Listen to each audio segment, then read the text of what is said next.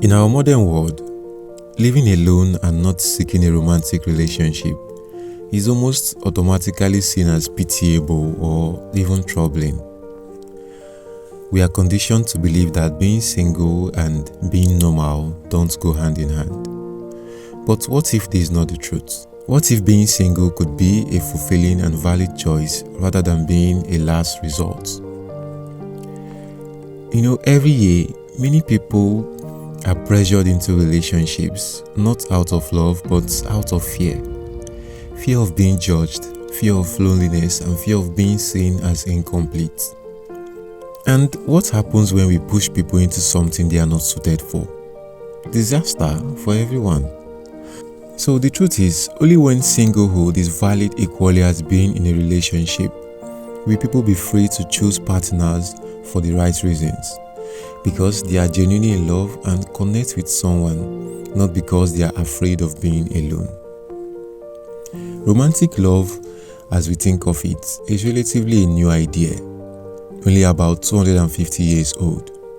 The concept of finding one special person to deeply love for an entire lifetime is beautiful, yes, but it is also highly ambitious.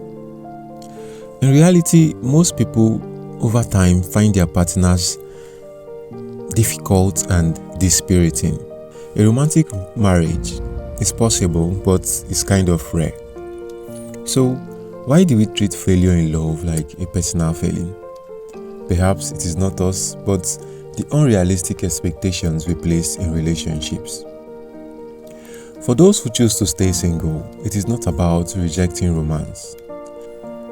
In fact, many of the most romantic souls are those who decide not to settle for less.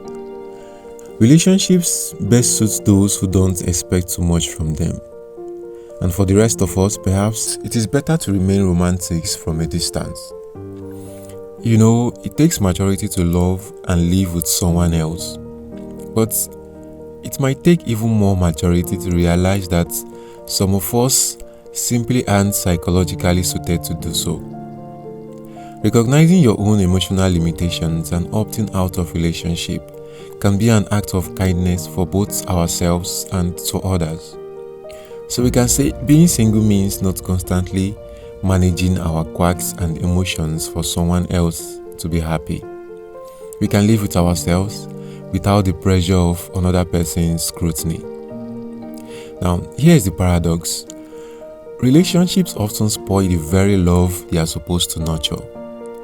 Singles are never denied one thing, which is hope. The hope that perhaps love, in its purest form, is still out there, untamed by the day-to-day frustration that can come with long-term relationships. Now, this is not to say that singlehood is without challenges.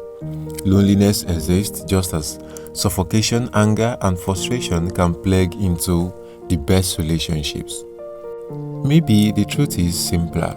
We are not just that good at being happy, no matter our relationship status. So perhaps the real lesson is this: don't rush too fast into a relationship, but also don't rush too fast out of one. Happiness is found in a balance, and sometimes that balance means choosing to be alone. Now, there are many reasons to be single, just as there are many reasons to be in a relationship. The key is understanding that either choice can lead to fulfillment if made for the right reasons. And again, we have to learn how to be happy, because happiness comes from within.